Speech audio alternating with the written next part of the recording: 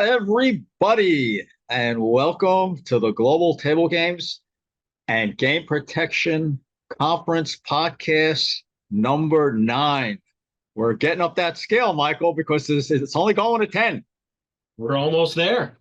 We're almost there. And I'm so excited to get to the conference. Yeah, I'm almost as excited to get done with these podcasts as I am to get to the conference. Not not because I think the podcasts aren't good or anything like that. It's just that I'm just not a podcast guy. I'm not really smooth like you. Fortunately, I got you here, and this is going to be number 9, and we're going to talk about the program. And the last podcast, we're going to have a very special police detective with us, talking about financial crimes that happen in casinos. That'll be the last podcast. Yeah, so everyone, if you don't know who the guy is on the right side of your screen, I'm assuming he's on your right side. No, he would be on the left side of your screen, I think. Okay, if you don't know who he is, wearing that very cheery black shirt, that is the uniform of a casino guru. Gurus like to wear black. And that's why Michael was wearing black. He is the casino guru, and he is the host of this show. And Michael, we're going to talk about the program, so let's talk about it. What do you say? Well, I mean, first off, I can't thank you enough for having me involved in the podcast, and I am so excited to get to the conference. The podcast that we've had, the people we've talked to. I mean, it's just a true teaser for the minds that we're going to be talking to, and I'm so excited to get there. The podcast is, I shouldn't say the podcast. The conference is going to start off March 5th. We've got you with opening remarks at 7:50 to 8. Is that a typo? Is that 7:50 to 8:50 or 7:50 to 8?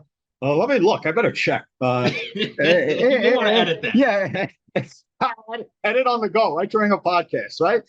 No, it is 7:50. Sometimes I talk too much. So, I think I'll have Paul Marlowe, the MC of the show, with one of those long, remember those long canes in the 50s? He's gonna give you the hook. They give you the hook like they used to do on a Jackie Gleason show in Miami. I remember watching that when I was a kid. So Paul may give me the hook, but you know what, Michael? I'm going to be honest with you.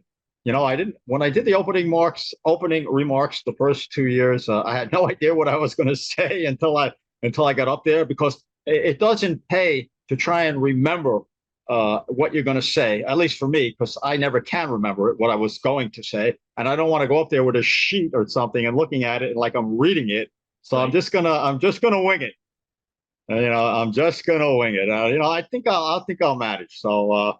I'll get by the opening remarks, and then what do we got after that? Don't go right to the closing remarks now. No. We go from you, and then we've got Wolfgang. So I mean, if you drop the ball, he's going to be there to pick it up for you. Don't worry about that. Yeah, Wolfgang, he's an interesting guy. I covered the circumstances of how I met him on the leadership podcast we did with him and Koidi. And it was a great story. I'm not going to go through that now, but one of the first things he said to me that really like got my attention. I asked him what he did for a living, what he does for a living. He said, "I make CEOs happy."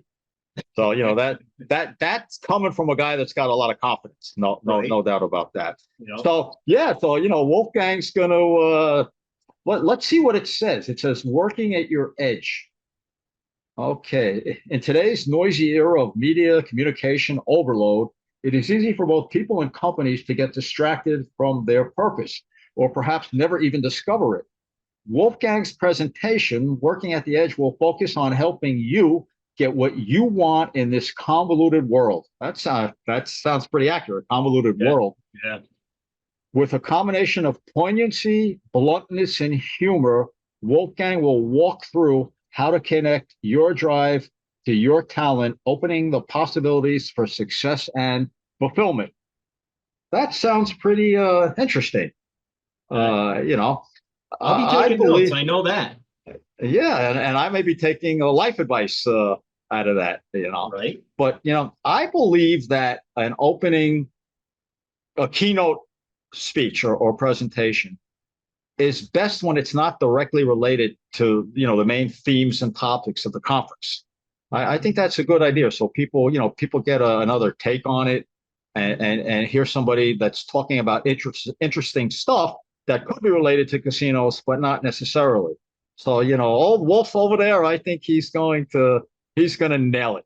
Yeah. Um, you Well, know, uh, I'll tell you one of the things that I like most, and I'm not the only one, I've heard it multiple times about the conference, is that it's not the cookie cutter conference. It's very open, and there's a lot of banter back and forth. There's a lot of development. It's not just, here's some PowerPoints, and you sit through this, and then we'll have a party at the end of the day, and the party's the only reason people go there. This conference is truly different in that people go there to actually communicate ideas and work and develop their own ideas. and I second that. This is and we do have that party too at the end of the first day, but it's Well, after. you can't miss the party, but Yeah, but it's after a whole bunch of learning and networking and all that. yep, Okay. yep. So talking about learning, you go right into the round table. Just how much trouble are brick and mortar casino table games in, and what's the I can't talk today. What is their real future? And that one's moderated by Nick, who is another one we may have to get the hook out for. But I call him the Pope of PD. Some people call him the Host Whisperer. And then you've got Ari in there. Talk about somebody who's got the data down cold. John, Mike, Todd Cravens, Dan. I mean, you're going to be hard pressed to find a better roundtable in the industry. Yeah, and going back to, we did a podcast. I think it was the second podcast. We basically talked about a lot of this stuff, the future of table games, and it was so entertaining and informative. But the only problem was, between Nick and Ari, you and I, we just couldn't get a word in. Right. I kept stumbling like and then I would have to go and then and. But that turned out to be by far the most watched of our podcasts. And the big issue simply is about survival of table games, right? I mean, Absolutely. that seems what we're hearing about, what we've been hearing about for so long now. Table games future is really in doubt because of iGaming, everything that's going on online, and COVID didn't help it. People just stayed home and played on their internet, and so table games has a lot of challenges to come back and stay strong, which of course guys like you and me hope that is the path that we're going to see, that table games reclaims whatever they may have lost. But I think it makes for a really good talk, a good debate. I think a lot of people in the industry have more or less thrown the towel in the center of the table games pit. They're throwing the towel in. So, but hopefully that is not the reality. And we're going to think what these people on the panel have to say. We have John Connolly, the CEO of Interblock. He'll be on there. Right. Yeah. So we're gonna get an interesting take on that. Okay, Well, so I'm going to plug myself a little bit here. I'm getting got an article together. I'm hoping to get published here soon, and maybe I'll spring it on everybody in March. But I've got an idea on how to save retail table games. I think it's a hell of an idea, and who knows? Maybe this conference will be known as the conference that saves retail table games. And let me say something to you right now. Don't let any of that leak out until the conference, because that is going to be a very interesting, to say the least, revelation. Well, I'll tack it on the end of my conversation as a bonus. But the next conversation we got is, I'll tell you, somebody who is about as passionate a person as you are going to find. The AI world, there's a lot of people in the AI world that are well, I'm just going to say it. I'm not going to worry about insulting anybody. Very bland and boring engineers. And Kieran is not one of those. I'll tell you what, he is a very emotional and very just a great person when he's talking about AI. You won't find anybody with more passion than him for sure. I think we're talking about Kiran Brahmandam. I believe that's how you say his name. I believe You so. know, he is terrific. I've listened to him on all the podcast, all the other podcasts. Last year he was just on a panel. He did not do a solo. Nope. This year I was really lucky because when I called him and I said, Kiran, you coming back to the AI panel this year? He said, well, yeah, but you know what? This year I want to do a solo. So like when he said that, I mean, my eyes got big and I said, Right. wow, how? Because I tried to get him to do a solo the first 2 years, and that's going to be terrific. And then right after that, I see we have the big roundtable, the AI roundtable, and Yep. that reads: Has artificial intelligence finally gone too far? Are casinos vulnerable? Are their staff safe? Wow. What do you have to say about that one, Mike? Well, I'll tell you, there's a lot of people on that panel that were on my AI panel last year that we talked about, and I thought that was phenomenal. I was honored to be able to moderate that panel. And this year, Sanjeev, who we spoke to, had a wonderful conversation with him. I don't think there's such thing as a bad conversation with Sanjeev, but he'll be moderating that.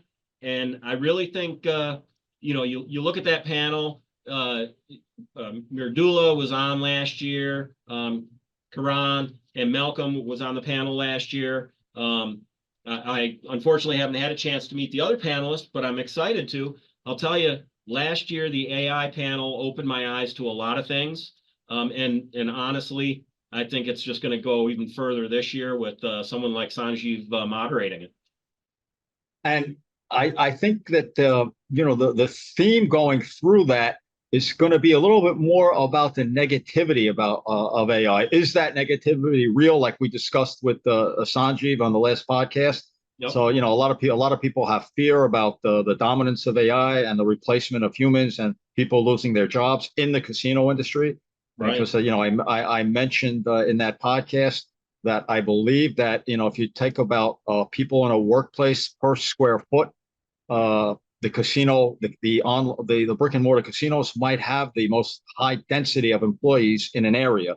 Yeah, I mean, I don't know about factories. I would think factories are less because of all the machinery. So I Right. think that, that's a major concern for a lot of people. So that'll be you said it was great last year. It's even going to be better this year. Yeah. I Count mean, on it. I'll put two words out there for everyone that I think you're going to really come out with at the end. And it's something Sanjay said, and that's guardrails. We need to put up those guardrails and know where to put up those guardrails. And I think we'll do a lot of education in that, finding out a lot. Absolutely. So who do we have next? Well, the fat guy can't stop without mentioning that we're going to have lunch. But after that, Kevin Parker is going to talk about defining electronic table games revolution. As we Okay. move ahead in technology, we got ETGs, electronic table games, and that's something that is becoming ever more popular, especially in the retail market. We were just talking about that, and we're going to find out from Kevin a little bit more about those, what their vulnerabilities are, and how we can keep them preserve the integrity, keep them on the straight and up. I never met Kevin. Uh, and I tried to get him to speak at the first conference and failed. I tried to get him to speak at the second conference and failed. And it's like one of those like things. It's kind of like weird because I was debating whether or not I should even try again for a third time. And I swear, he sent me a message saying, "Sorry, I never got back to you on the first two conferences. And if you'd like, I'd love to participate at your conference." And I was really happy about that. And then that the CDC gaming reports, Yes. Yes. they have a column on there called Faces in Gaming, I believe that's the name of it. And they actually, I was one of the lucky people to be what's the word? Profiled, to be profiled in there. And I saw that Kevin was profiled in there too. And I read the piece about him, and it was really great. And he talked about how he got a lot of his knowledge and a lot of his confidence from his grandmother. And I kind of had a good relationship with my grandmother too. So I feel I have something I can relate to the guy with. So yeah, ETGs, it's part of that invasion into the future of standard table games. So Right. we'll probably get all of that too. So we're gonna be hitting the future of table games, the future of ETGs, and we're gonna rock with that information. We're really gonna get loads of stuff on all those important topics. Absolutely. Not just the past, getting into the future. Absolutely. So coming up after that, we've got roundtable with customer service versus game protection and who wins. And that is one of my favorites. Taylor May is going to be moderating that. And you've got Zach, Josh, John, and Anthony Clark on that one. And that's going to be something, I'll tell you, that's an argument, a conversation, a battle back and forth, you name it, that we've been having for, I think, since the first dice rolled. And I really think, being the operations guy, I'm always for customer service. If people don't like their experience, they're not going to come back. Hey, but if we don't protect our games, we're not making any money. And boy, people say that some businesses have low profit margins. Surprisingly enough, casinos have some of the lowest of them all. It's just the fact that they're open 24/7. That's how they make their money. And you know what? You hit it right on the head when you said that's the big debate going on since the first roll of the dice, whatever that was, and nobody wins. Right. Nobody wins. As a matter of fact, you spoke about this real revealing article that you have written, ready to reveal at the conference. I wrote an article just 2 weeks ago or so, more or less on this, about how, I'm basically accusing casinos of being really responsible for some of their baccarat dealers, going bad and getting involved in insider scams where they partner up with agents on the outside because of the fact that they let these high rolling baccarat players dictate the rules of baccarat, by turning over the bank's cards first, little things like that. Yeah. And that helps create an unhealthy relationship between dealer and player as far as casino is concerned. And I remember talking to a table games guy. I was doing an undercover investigation of game protection at a major casino, and I saw this happening way back in 2011 and 12. And at first, I thought I was seeing dealers making mistakes, and then I realized that they were being told how to turn the cards over in what order by the players. I told the table games director that, who hired me, and I said, "This is not good." And he shrugged and he said, "Customer service." So we'll see. We'll see what these people, these very talented people, have to say about that. I see we have two newcomers here on that panel. We have Zach. I'm not sure how you pronounce his name. Is it Kep? Zach Kep from. That's what I would shoot for. Yeah, yeah. He is surveillance director at Resorts World, I believe. And then Anthony Clark, who is the surveillance director at in Michigan, Soaring Eagle Casino. I believe it's a Chippewa tribe. So those two guys have loads of knowledge, and really looking forward to that one too. Yeah, and we talked a little bit with Josh and John about some of the things that casinos are doing, and this is my biggest nightmare, because we've always done it, right? Can't have a cell phone, can't take a picture, can't do this because this is the way it's always been. They're going to get into that as well. How are we killing our customer service because we just won't open our minds? But we got to know exactly how the things like cell phones and pictures and cameras, how they can affect the game protection. And we really got to watch out for it. Absolutely. And guess where we arrive at now? Everybody goes out and has a good time at That's their right. welcome reception. And it's Oh, going to be in this. we got one Go more. ahead. We got one Did I more. miss one? Oh, I Yeah, missed you one? missed the 4:15 one. Just before we Uh, get to go out and have a party, we've got David. okay, we got David Schwartz. You see, I was so hurried to in a hurry to get to that bar and get a drink, right? Right? Okay, we have yeah, I see we have David Schwartz moderating a panel with Radula Sani and look who's there, number two in the number two seat there, Michael Chapman, Craig Shacklet, Taylor May, and Rosemary Cook. Okay, then okay, very good, very There's good. some great minds, and I'm taking myself out of that, but I'll be humbled to be on that board. There's some great minds on that panel right there. Yeah, and we have two new people there. Rosemary Cook, who is at least she likes to be called Rose. Rose, correct. She is a pioneer. She's kind of along the Debbie Nutton track, one of those women Absolutely. pioneers in gaming. And I believe you know her I somewhat. do. I had the pleasure of Yeah. working with her when I was working for Rush Street.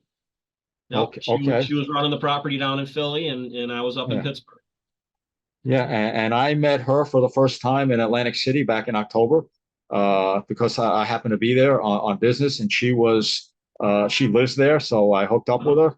And that lady is not afraid to open up her mouth. Uh, Nope. And that sharp as is a tack. yeah. Oh yeah, absolutely. And Craig Shacklet from You Are Comped, and that's a catchy name. I like that. You Are Yeah. Comped. That's the Yeah. name He had of a his home run business. there. Yeah, and he'll be there, and then Michael, and of course, this is all coming out. The importance between marketing and surveillance working together is something because the theme there is that marketing is obviously marketing to the best players, and surveillance is checking them out to make sure they're really the best players and not there for some ulterior motive. So that's a really interesting thing. And now, Yep. Michael, we're at the bar. Now we get to party.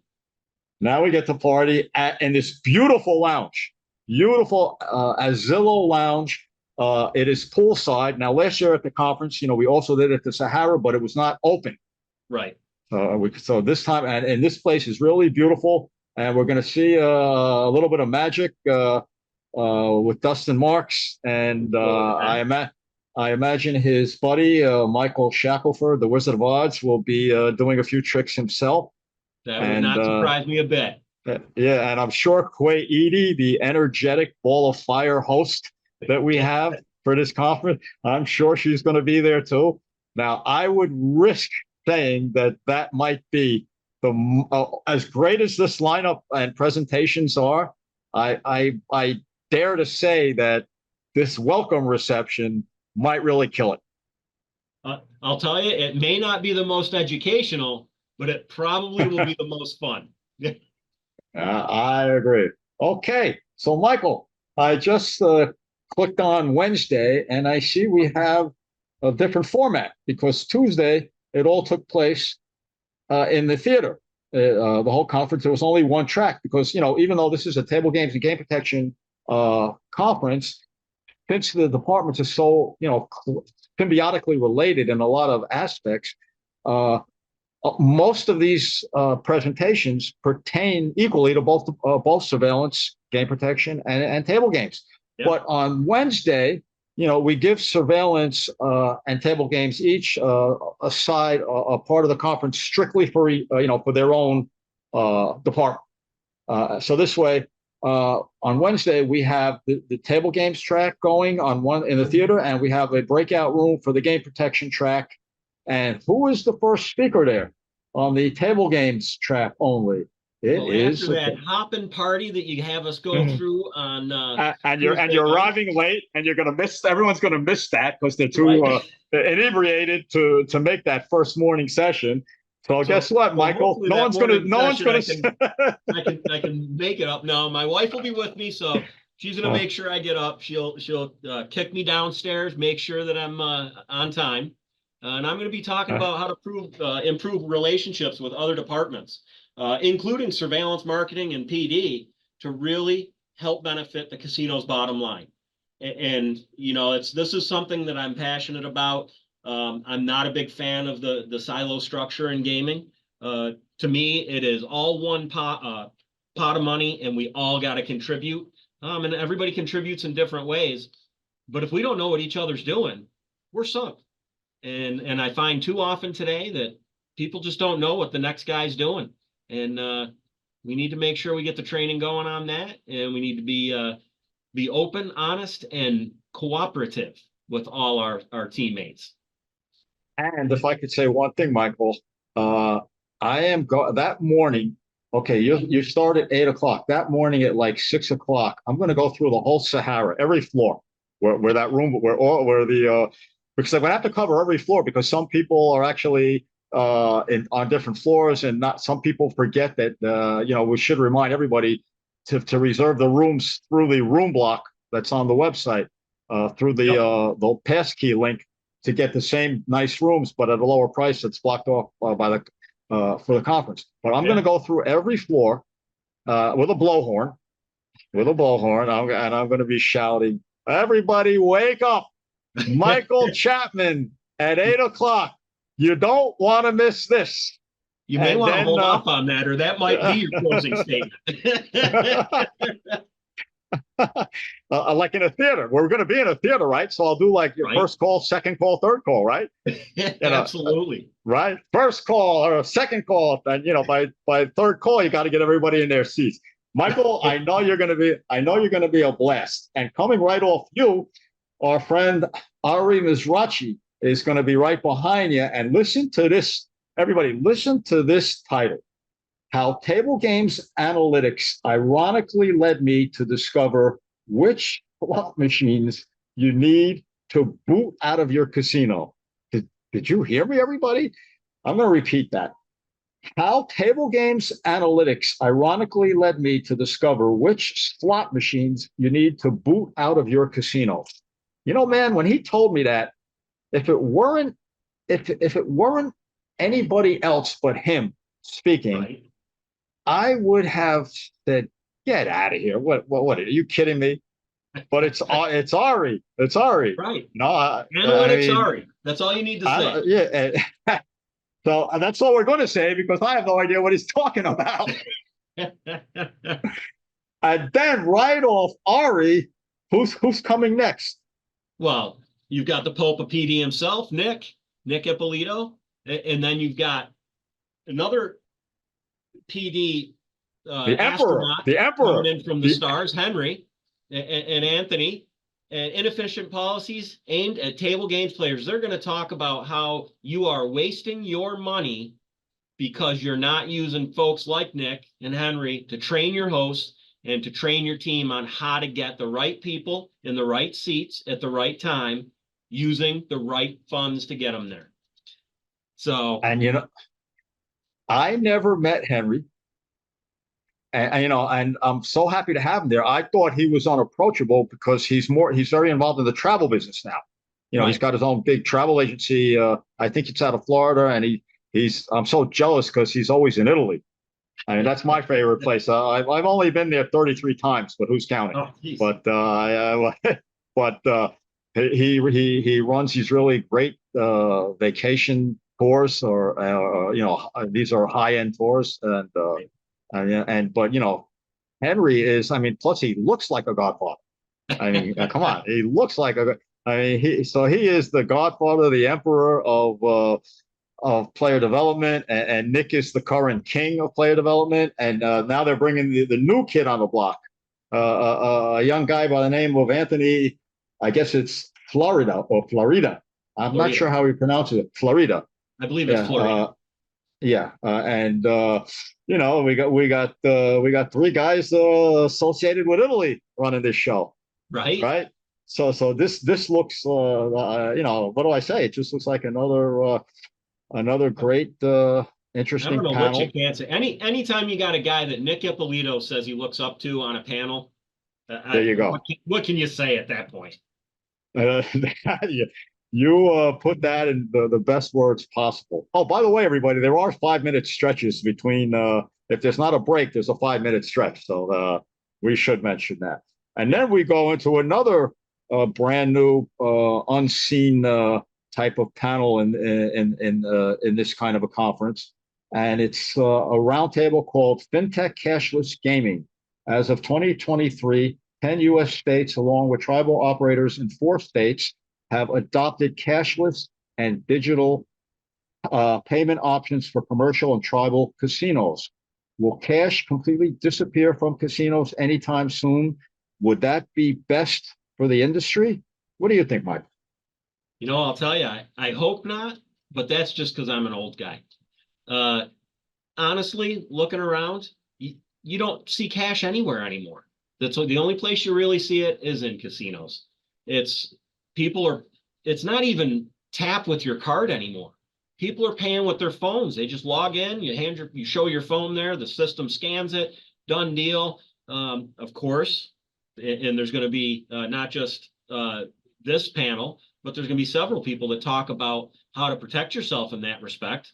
But really, I think if you're turning away from a cashless gaming, you're turning down business, because there's just people who don't carry cash, period. And you know what? You opened that up by saying you hope not, and you're just an old guy. That's because you're just an old guy. Well, I'm going to open my comment up like this: I hope not, but I'm just an older guy than you. And my heart and my brain are in 2 different areas here. My heart is touching those casino chips, listening to them rattle, shuffling them, playing with them. Back in the day when I was a cheat, I had chips in my hands all the time. I had to practice moves, right? I mean, I'm just so attached to chips that it's going to be tough to see them go. But we don't know for sure that this is going to happen. That's why we're having this panel. Yeah, and I don't think I will say this: I don't think you're gonna see chips disappear. I just think you're going to see maybe your table games drop boxes disappear, which will be interesting. Then you talk about chips in your hand. I'm running a slots only place, and I got a desk full of chips that I play with all day long. So, yeah, you know what? You're right, because I kind of jumped the gun. I went from cashless to chipless, because I guess that's where my brain says it's going. Well, I hope. Right. I could certainly handle the cashless a lot better than the chips, but we'll see. We'll see. And then you hear from the experts. Absolutely. Okay, and then another one, we got our friend Craig Shaplet, who we spoke a bit about before. And here's a new one: table games and slot influencers. Yeah. What do they really do? So let me read a little bit about this. One of the newer buzzwords to hit the casino industry is influencer, which means exactly what it spells. The influencer trend is quickly becoming a major player in casino table games and slot machine marketing, much like the integrators have been doing since that became a buzzword. I mean, it took me a long time before I even understood what an integrator was. Right. It went from integrator to influencer. What's going to be the next I word? And then, since that buzzword, influencers are showing casino marketing departments new and more personable ways to market their casino play.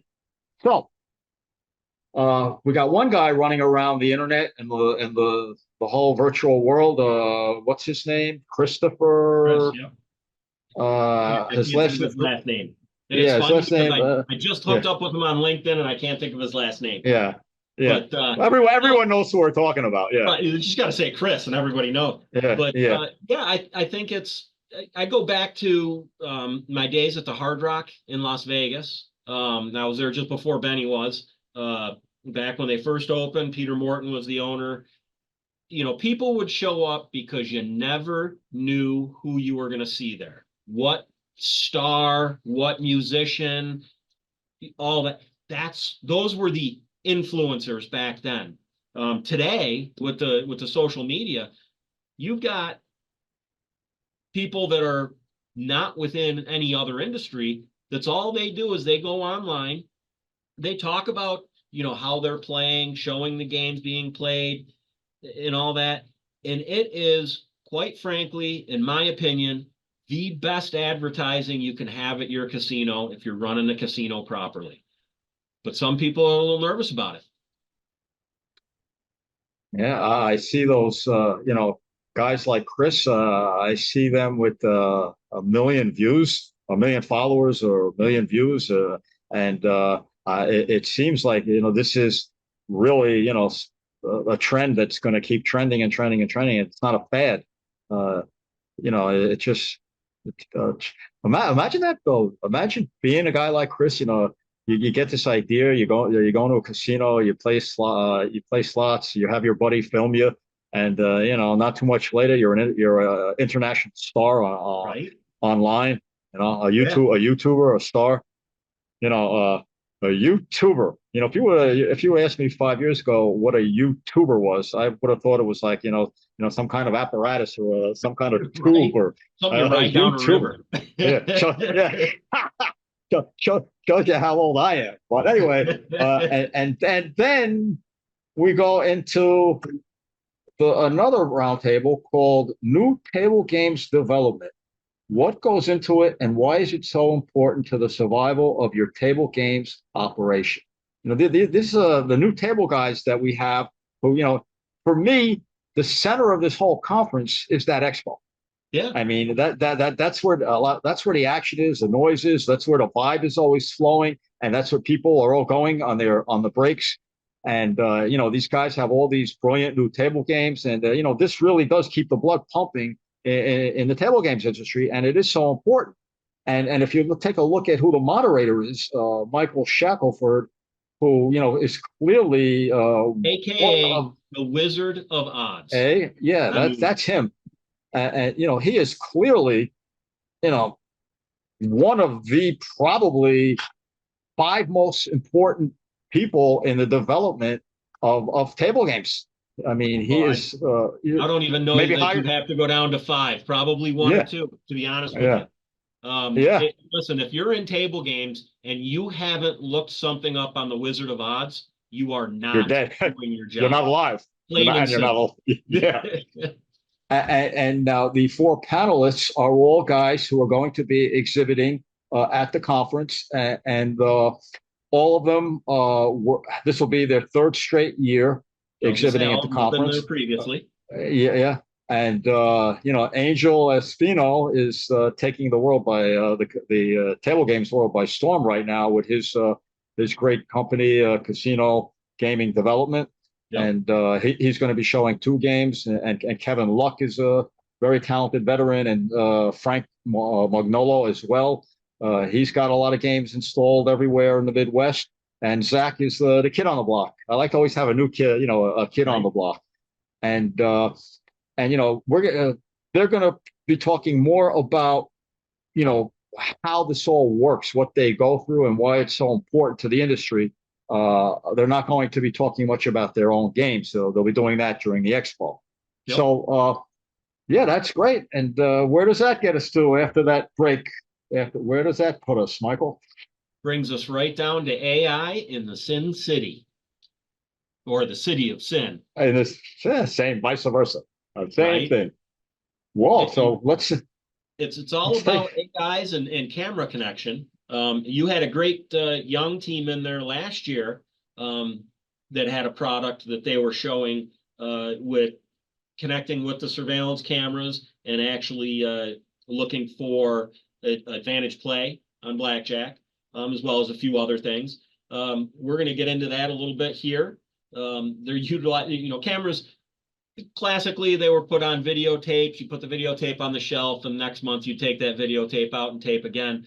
It's not that way anymore. Your cameras are connected to computers. AI can take the immense amount of data that's out there that they can gather on the cameras, as well as other inputs with player tracking systems, with you've got RFID chips. You've got cameras right on the game that can read the stacks. So you don't even need RFID anymore.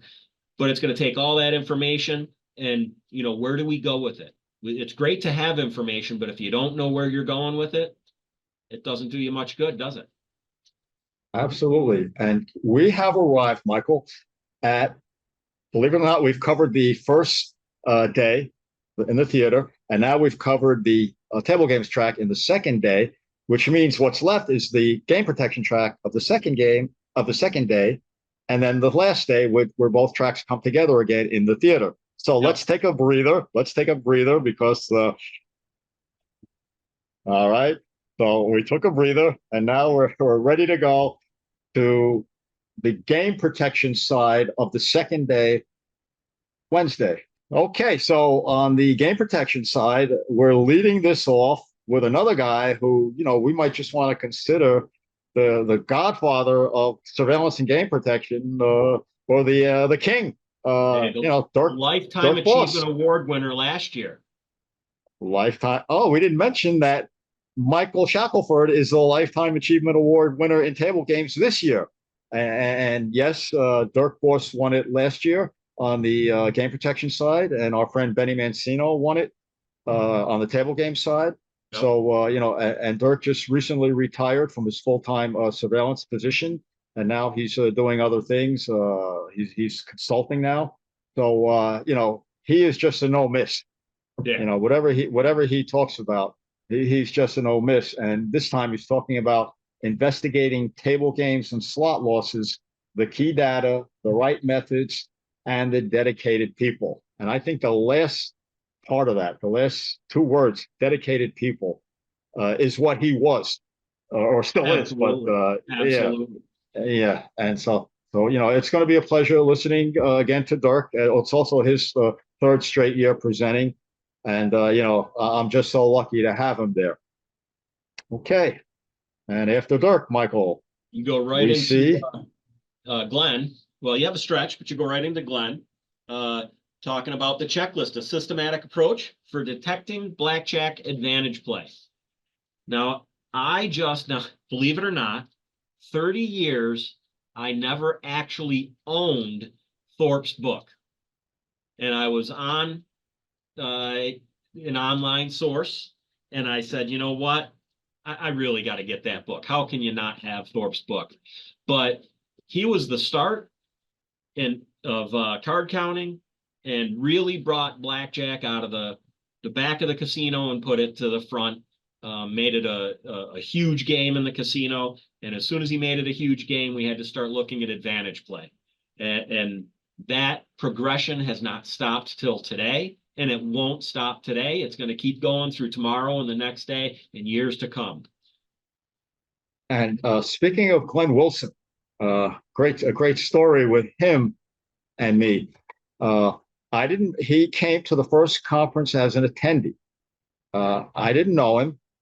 I met him briefly. I could see right away he's a nice guy.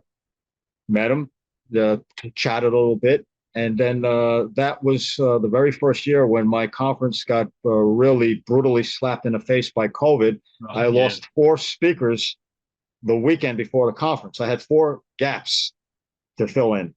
And I was helped in emergency rush situations. I was helped by Dirk Boss, who did an extra session without any preparation. The ex-chairman of the Nevada Gaming Control Board Enforcement Division, Jim Taylor, was also in the audience, and he ran home and got a computer, his laptop, so he could present.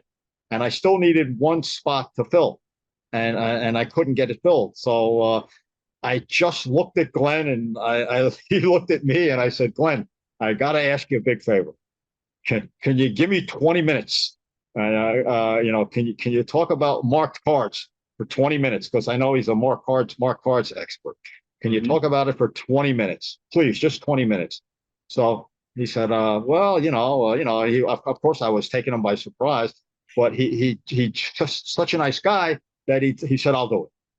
So he goes up there now, and you got to remember, this is the first conference.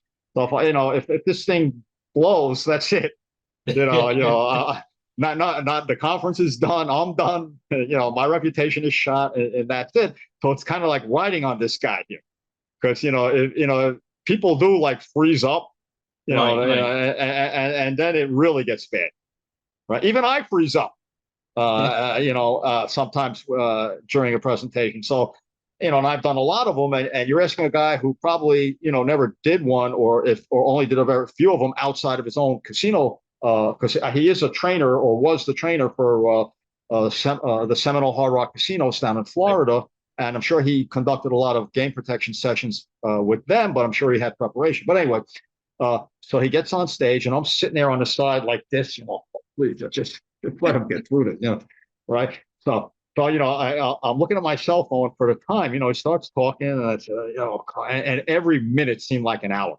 So like, I'm hoping he was, he's been on there for 10 minutes. I look at the cell phone. Oh shit, only 4 minutes has gone by. Is he going to make 16 minutes? Please. And a session is 45 minutes. I just wanted him to make 20. Right. And then I was gonna come in there and say and start talking about whatever I was going to talk about. And so I'm struggling, I'm fighting, I'm sweating, and then we finally get to like 15 minutes. Okay, so now he goes, okay, can anybody have any questions? So I take a breath, and I'm figuring, all right, he got through 15 minutes. And what I've noticed, what I noticed even before I did this conference the first time, and what I noticed at that conference up until that point with Glenn, is that there was only like 1 or 2 questions per session. People are shy sometimes, or maybe they're afraid to be embarrassed if they ask a question that other people don't think is an intelligent question. But very little audience participation in the questions. So I'm saying, okay, so he made it through 15 minutes. Great. Then somebody puts his hand up, and he answers the question. And I look at my cell phone again, and I say, oh, now it's 17 minutes and 20 seconds. Only 2 minutes and 40 seconds to go. And somebody else puts their hand up, and then somebody else. And I'm going to get through it. Michael, I'm going to get through this 20 minutes. And then somebody else puts the hands up. And then it got contagious, like the flu. The flu was going through the audience of asking questions. An hour and 20 minutes later, right? An hour and 20 minutes later, I've already been saying to myself, how am I going to get this guy off the stage? How am I going to, you talk about the hook. I was dying for him to get off the stage. They wouldn't let him go. The people were so taken by the guy. They liked him so much. They wouldn't let him go. Yep. So you went to the bullpen for the rookie, and he turned out to be an all-star. That's for sure. Cy Young Award winner. And then next year, of course, we brought him right back as a scheduled speaker, and everybody loved him. So I'm just so glad to have him. And I just had to tell that story because he really played an instrumental part in the survival of this conference. Yeah. Okay. Nope. And speaking of Glenn, there's a. Oh no! Okay, though we have a roundtable insider threats. Another one by Taylor May. Absolutely, threats to the casino bankroll and infrastructure. We've all heard about the cyber attacks that went through Vegas. They hit some tribal casinos as well. And I wouldn't hesitate to say that probably just about every casino in the country was touched in one way or another, whether after the highlights that we saw in Vegas, people started clamping down on their security. So either they caught it before it turned into a nightmare, or they lived through the nightmare. But Taylor, John and Josh, Mike, Zach again, and Benjamin Floyd, they're going to talk about not just your advantage, or I shouldn't say not just, but not your advantage players, and not your reach in the rack and grab a stack and run thieves. They're going to talk about the people that are getting into your casino through your own computer system backdoors that you don't even know you have, and how to protect yourself. And frankly, if that's not the number one topic going around today, I don't know why. And speaking of Joshua and John, both from the Cherokee Nation Entertainment, Yep. they've been there this will be their third year, and they've been so so willing to contribute to this conference, and they're both so knowledgeable, and they've both been together for so long in the same place, which immediately reeks of a very good operation when you have two leading. It's like the San Antonio Spurs when they had the Tony Parker, and Ginobili, and the coach Popovich. They were there. All four of them were together at the same team for 15 years, 14 or 15 seasons, and they were almost a dynasty, right, for a period of time. And these guys are, that whole operation down there in Tulsa. I'm sure it's great. I actually worked there twice, so I know it's great, I should say. And as far as Joshua goes, he is going to receive the Lifetime Achievement Award for Surveillance and Game Protection this year, along with, we have two winners, along with Anthony Clark. So we have two great, long-time contributors, not only to my conference or my podcasts, but to other conferences, and they're so important to their companies. So I'm really thrilled about this. And Taylor May, wow, he's a great moderator, great played defensive end for Oklahoma State University. Great guy. I always talk sports with him. Very knowledgeable. He's got his own security VIP. But he does podcasts. It's an informational portal. I mean, it's just really good stuff. And Mike last year from Sahara, he did a great job filling in for somebody who had canceled at the last minute. And Zachary, I don't know, but Taylor tells me that he's one of the best as well. So that's going to be a great panel. And now we get back to Glenn Wilson, Dirk Boss, among others, for the next panel, which is called Three Things: Advantage Play, Cheating, Counterfeit Chips on the Rise. Do surveillance departments pay enough attention to what happens on poker tables? So those, that's basically self-explanatory. So we're going to be the advantage play and cheating, then counterfeit chips on the rise, and then the old question: does surveillance pay attention to enough attention to what's going on their poker tables? And we know why they probably don't, because it's not their money at stake. Right. It's not the casino's money at stake. And I'll tell you, I had the pleasure of running an poker operation, and I'll tell you the things that I say about poker, and it goes right to this: if you don't have integrity in your poker room, you don't have a poker room. And the poker room, especially and it's died down quite a bit now, but at the time, with all the televised poker events, poker is the face of your casino.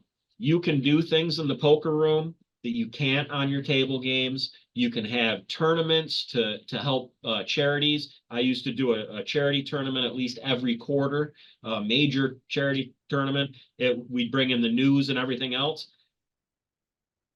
Poker, it may not be as big as it was 15 years ago, but I'll tell you what, it is something that the casinos should really consider utilizing more as an advertising medium as much as a gaming event. Absolutely. And we have a new guy coming, a very distinguished vice president of surveillance now, Kevin Douglas. He's vice president of surveillance for, I believe, the Flamingo, the Link, Harris, and I think there's one more, but he's one of the few people that I can think of that is a vice president of surveillance for 3 or 4 different properties. And I did see him at the conference. He works along with the great Eric Golubiewski. He works along who has the same position as in those 4 casinos for security. And Eric delivered a great presentation last year. I do not know if he's going to make it this year because he's so busy with the events going on in Vegas. Because that's the race, the Formula One race. It was Caesars, and he's the head of security for Caesars. So he was very, very integral in all that security work. I mean, he was the guy, and I'm sure he's going to be involved in the security for the Super Bowl too. Right. So I don't know if Eric's going to make it. He said he would try to. So I just wanted to mention that. And then we go to lunch, and then you know a guy named Rick Perazzo, Michael? I should, but that name is not ringing a bell for me. I can't put a face to it, I should say. The name's ringing a bell, but I can't put a face to it. I'm looking All forward to right. meeting him. Okay, Rick Perazzo uh, was recommended to me by Ted Whiting Okay. of Mirage Resorts. Uh-huh. Excuse me, MGM Resorts. And he said if you need a great speaker, this guy would be really good for you, right? So he came last year and he did a presentation. You probably missed him because you were in the table games room when he did his presentation in the game protection. That's why you missed him. I Yep. should have known. And Rick did a presentation on advantage play at roulette, which is just beginning to get the publicity, and beyond the computers, beyond all that stuff, predicting where the ball's going to land. And Right. he did a really he was like a star is born, a speaking star is born. So I'm in debt to him and also to Ted Whiting for recommending him. And this year he's going to speak about slots, advantage play, and scams, a growing problem. Because we're hearing more and more about slot machines through the influencers, right? But now Right. we're also hearing more and more about advantage play, which is advantage play, of course, started with the blackjack games, right?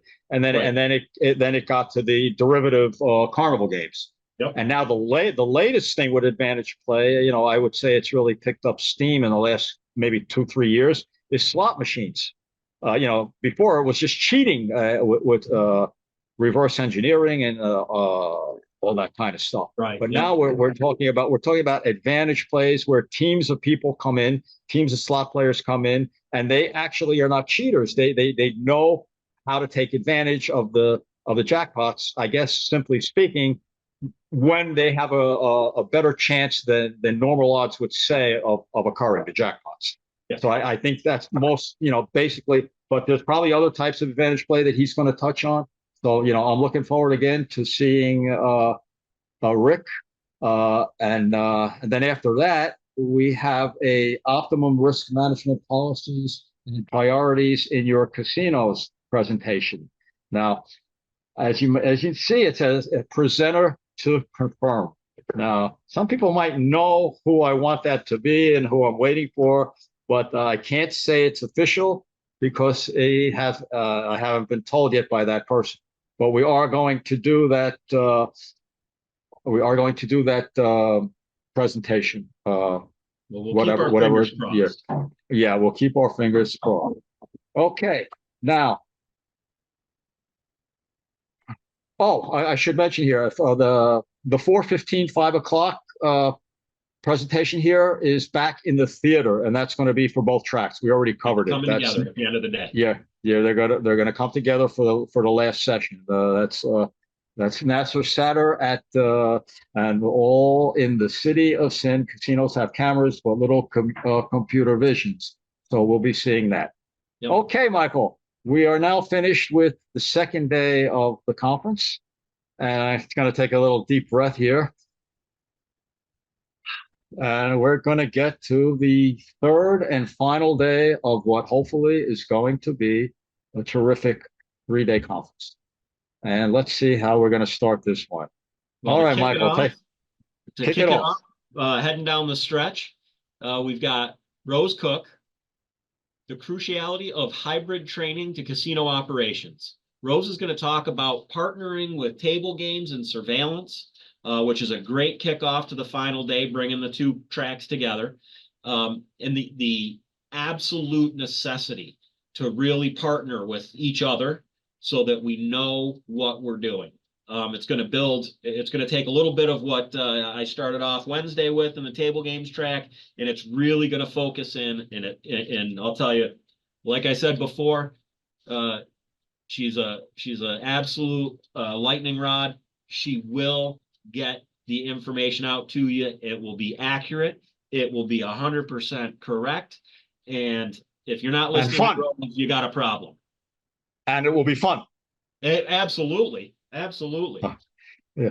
And we did talk about that on the training podcast a bit with Benny and Paul, right? Yep. Benny Mancino and Paul Marlowe. We did speak about that. Yes, I am looking forward to seeing Rose again, since I did see her in October in Atlantic City, but this time I'm going to see her at my conference in Las Vegas. So then we stretch, and now here is you mentioned Malcolm Rutherford before in this podcast. And Yeah, I had the Malcolm is pleasure a of friend. moderating Yeah, Malcolm yeah, last year yeah. in an AI roundtable. This time the tables are turned, so to speak. We're going to be talking about facial recognition. It's always improving every day, and we're going to talk about what it's going to do to help identify who you do and don't want in your casino. It says who you do not want. I'm going to throw the curveball, and I'll let everybody know here. I'm going to tell you that it's going to tell you who you do want as well. So again, we've got Sanjeev, Henry. I'm not familiar with Matthew. Wait, stop. I got to interrupt you 1 second. Okay.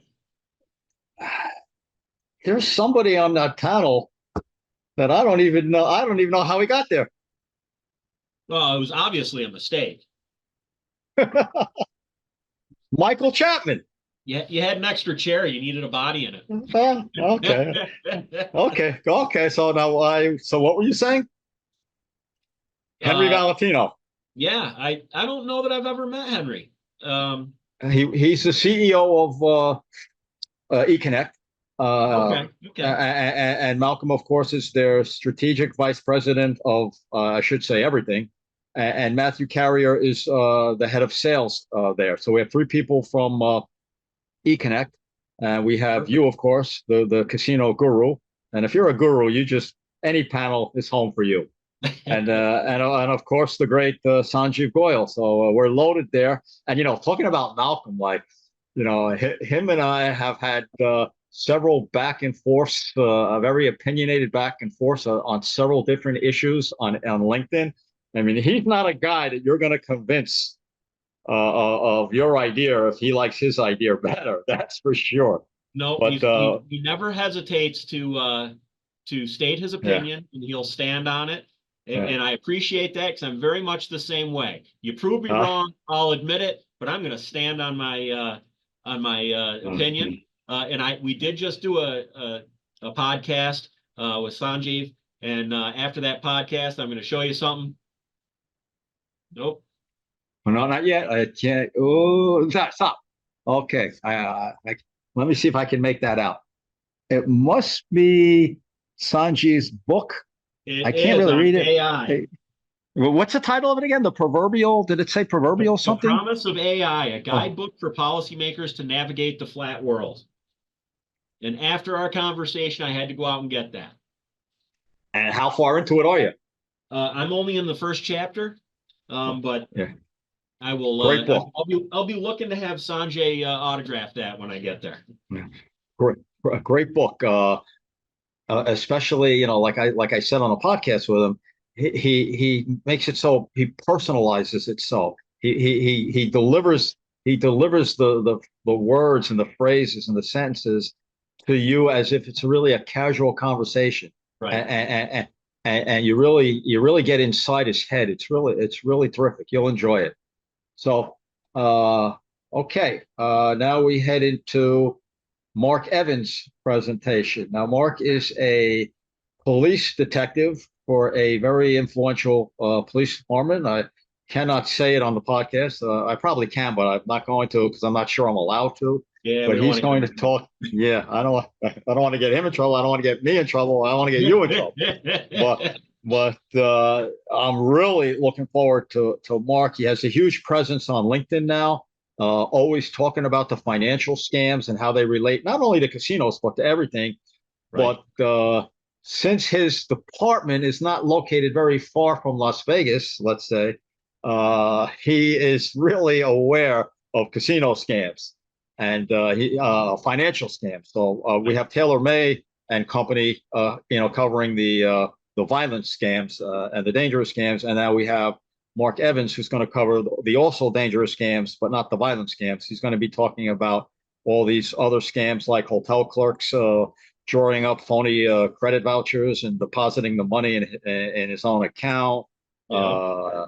Talk about all the money scams that happen in casinos. So this is going to be really interesting. We're looking forward to seeing Mark. It'll be his first time there. And then where do we go from there, Michael? Well, we've got some more cybersecurity with Scott. The 2023 hack attacks on the MGM and Caesars gave the casino industry new meaning to the word. We are in extremely dangerous times with this exponentially expanding mega threat. Are you doing all you can to protect your casino? I think that Scott really hit it there. The exponentially expanding mega threat. I don't think people really realize just how much we've got. We're talking about AI at other points in the conference. The people that are pulling these scams are making full use of technology to do everything they can to get your money. And Scott's going to definitely help you out to make sure that you don't leave yourself open to that. And somehow you pointed out the part of that little synopsis. You pointed out the exponentially expanding mega threat, which of course is as dangerous as you made it sound. But then look at the next line. Are you doing all you can to protect your casino? Now, I have a feeling he means you're probably not, right? I'd be willing to guarantee that everybody's going to learn something here, and some people are going to learn a lot. Absolutely. So we're looking forward to that. Okay. Then we take a little break there to oh, by the way, we have networking breaks. Now the networking breaks are 40 minutes long. In most cases, they're 40 minutes long, and that's really good. So we give everybody a time to get to the exhibition areas and see these new games. And we're really promoting the development of new table games in order to keep up the survival of table games itself, and to kind of ensure that.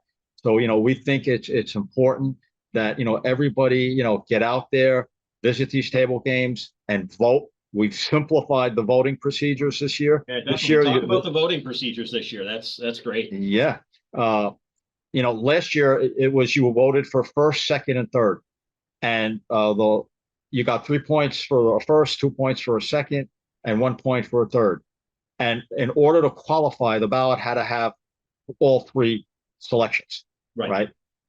And we had a lot of ballots last year that did not qualify, which ended up causing one of the exhibitors third place and an automatic placement in a casino. So we sat down very soon after the conference. The conference ended on April 27th. Like the first week in May, I had a Zoom call with Angel, all four guys on that panel: Angel, Zach, Frank, and Kevin, and we spoke about that, and we wanted to come up with a system of voting that would make this easier. So the goal is to have less ballots that don't qualify. Right. So you're never going to be 100%. Somebody's going to forget. Someone's going to forget to sign it. But everybody's got to sign the ballot, and the vendors are aware of that, so they need to check the ballots when people come to their tables, make sure they're signed. No matter what you do, you're going to have some percentage of invalid ballots, but you do everything you can. So what we're doing is this time you only vote for one game, best new game, and that's it. Whoever gets the most votes wins, and then second and third, so on and so forth. And now Michael Shackelford, who's a big part of this table games competition and the new table games, he's very essential to that. All the ballots are going to be turned into him personally. He's going to be waiting for the ballots. They're not just going to be put in a box. So right. Michael can look at the ballot and give it a quick scan, and then if there's something missing, like you have each attendee and speaker, because only attendees and speakers can vote. So right. Each one of them who votes must visit every game. And there's a stamp there's a stamp next to each vendor in a color and the vendor has to then stamp it on the same line of the ballot. So Shaq, being the wizard he is, he could pretty quickly determine if a vote is valid or not. And if it's not valid, he can tell the person, look, you need to do this, you need to go see this game or whatever. And hopefully there'll be enough time left for the person to go visit that game and correct his ballot. So we're doing the best we can. And I know that the percentage of ballots, of invalid ballots, will be a lot less, but it's not going to be zero. But we're doing the best we can. So that is a we got sidetracked on that, but it was definitely worth talking about. Absolutely. All right. So then, Michael, we go into what looks like it's going to be the last presentation of the conference. The last educational piece of the day. And it's 12:30 to 1:15. And it's fitting. It's about leadership, because everybody's got to go out there. Everybody's got to go out there, because all the people at our conference are high echelon people in the business, and they're most of them are leaders. So they need to leave this conference with hearing what needs to be heard about leadership, if they don't already know it. Not everybody knows everything. And if you take a look at this, Quay Edie is not only is she the hostess of the conference, or I should say host, right? I should say host. She is a leadership coach, and she's in the mold of Debbie Nutt from last year. Right. Right. And she's also dynamite, great personality, giggly, and very smart. She was also director of table game analytics. She was at the MGM Resorts, right? Yep. And of course the one and only Paul Malo. Everybody, I'm not going to get into it now. It's going to take too much time, but everybody knows the little gig or prank we pulled on him last year.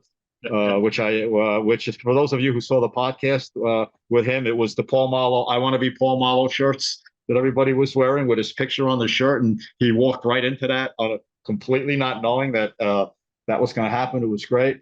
Rose Cook again, yep. Wolfgang again, and we also have Tamara Hansen, and she is very well versed in leadership and in cashless gaming. She's on that panel. So we have that great panel to wrap it up. And then we go to the awards luncheon, and it says, what does it say there? Michael, would you read that to me? That awards luncheon, it starts at 1:15. Let's see. Awards luncheon and Richard Marcus, you can't make this stuff up. Richard Marcus. During a scrumptious meal.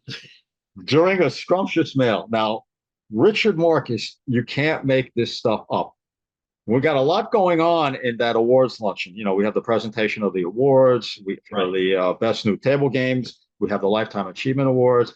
But I'm going to get a chance, when everybody's feeling good, I'm going to tell some stories that happened to me during the course of my 25-year cheating career that are just so unbelievable, funny, and entertaining. And you can't make this stuff up. As a matter of fact, people out there, these stories are so good and so funny and entertaining that you can also see these stories I'm going to tell, but not necessarily the same ones. You can see them. You can see some of these stories that I'm going to tell on the Discovery Channel on Friday, February 9th at 9:00 p.m. Eastern on a TV show called Hustlers, Gamblers, and Crooks. Now, where do I fit in those three? I guess kind of like all three of them, right? Hustler, Gambler, and Crook. Depends who you're talking to, right? Yeah. And now conference founder and podcast animator, I'll call it, right? And so I will try and entertain everybody, because we all want to have a good time. And Michael, that's it. This podcast lasted a while, but I think it's not going to put anybody to sleep. I think it was pretty good. And even though we're going to do one more after this, this feels like should be the last one. But because of scheduling problems, we're having the podcast with Mark Evans as the last one, which will be a week later.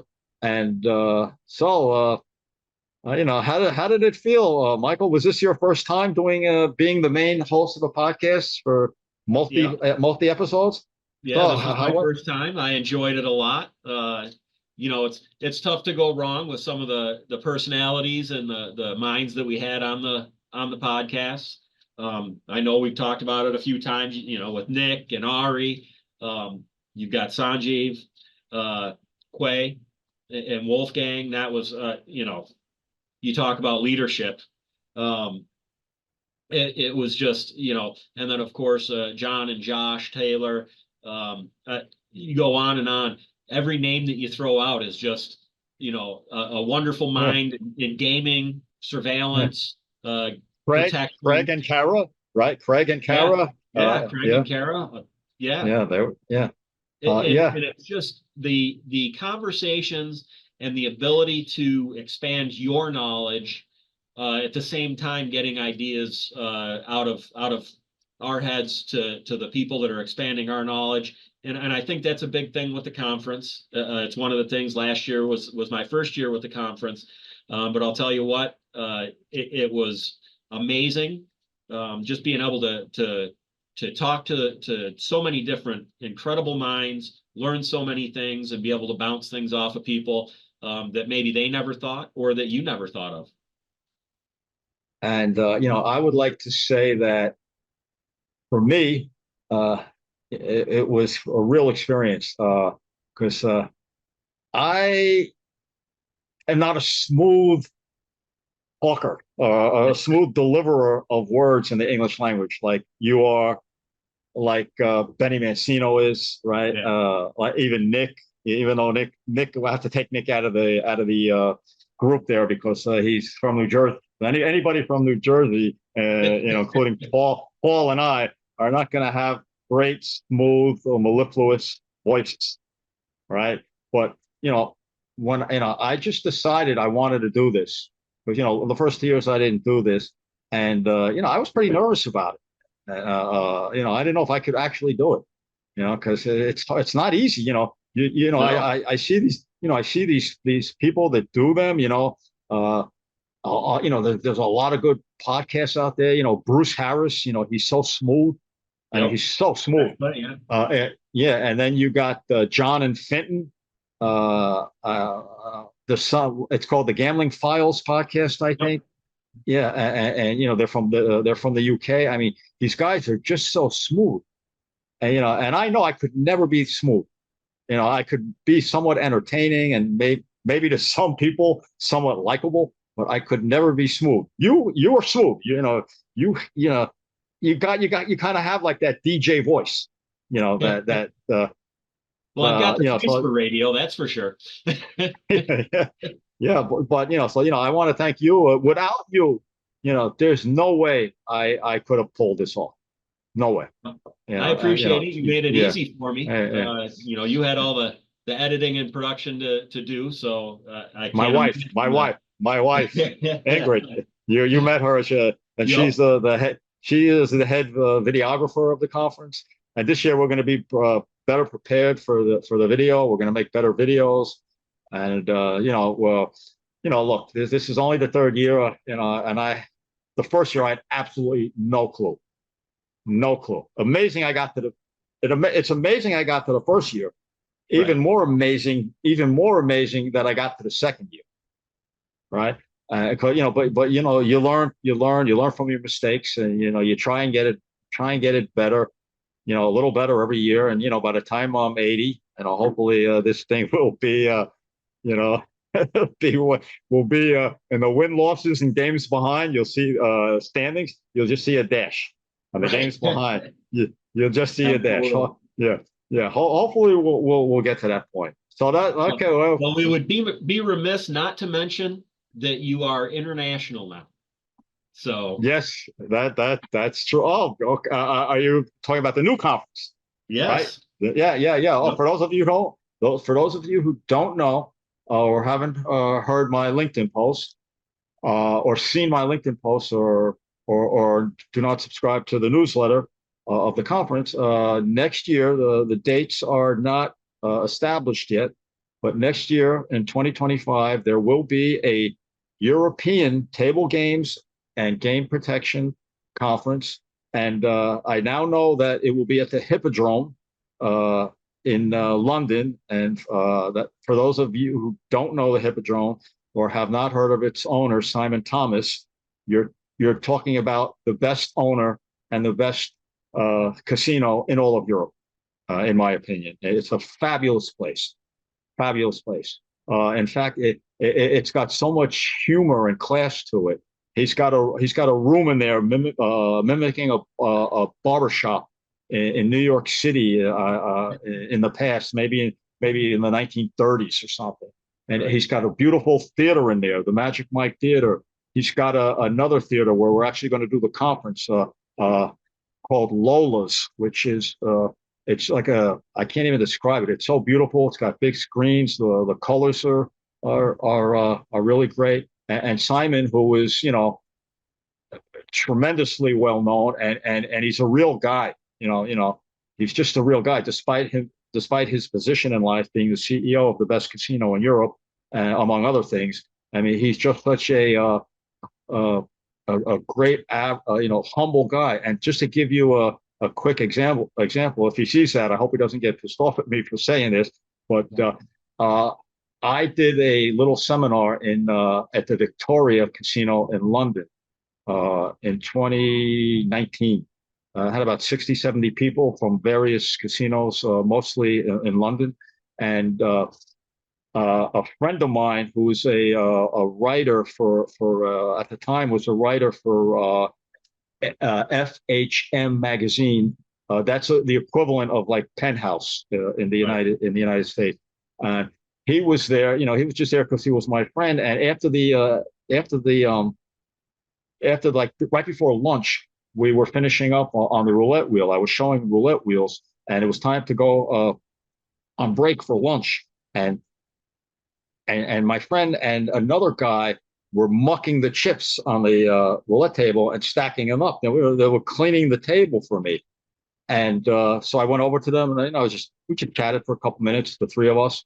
And then the other guy, not my friend, walked away.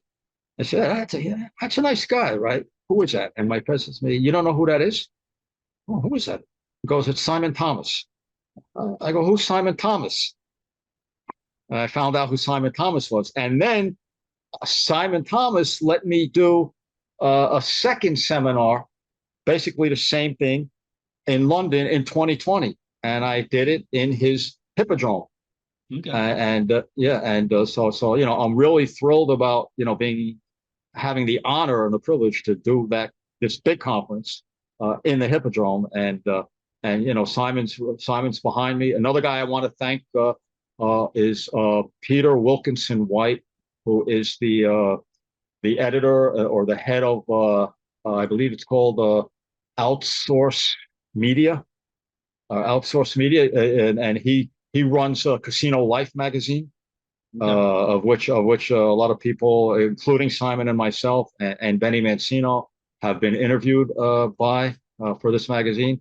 So he has been really helpful to me, giving me the information about when not to conflict with other casinos and all that. Because I had to the ICE conference. I had thought about maybe doing it right off the heels of the ICE conference next year in early February. But because it's in London, right. Figuring that a lot of people some people that would hang out the next week to go to my conference, but ICE is moving to Barcelona in 2025. So okay. Now I'm sure I won't be doing it in early February because the weather is really horrible there. So right. We'll see when it's going to be, but it is going to be at the Hippodrome. I don't. Michael, I might have to, drag you over there, but I don't think I'm going to have too many attendees or people coming from the United States. But I'll make some new friends in London, and the motto is really making the Global Table Games and Game Protection Conference global. Yep. And with that, it's something to be proud of.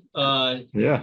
I can say that Europe, and again, I'm going to try to be a little politically correct here, but Europe does not often take suggestions or guidance from the US gaming. So the fact that the Global Table Games and Game Protection Conference is going to be over in London, that I think that speaks volumes to the value of it. I hear you. Okay, Michael. I feel like this is like a goodbye, but it's not. We still have one left. So We've got we'll one put this left one and then March. and then March. And again, thank you very much. And looking forward to seeing you and as many of you as you out there as possible at this conference. If you're on the fence between this conference and another conference that might be similar, please fall on my side. I think it'll be worth it to you. Absolutely. And that's it. Okay, Michael, thank you very much. Thank you.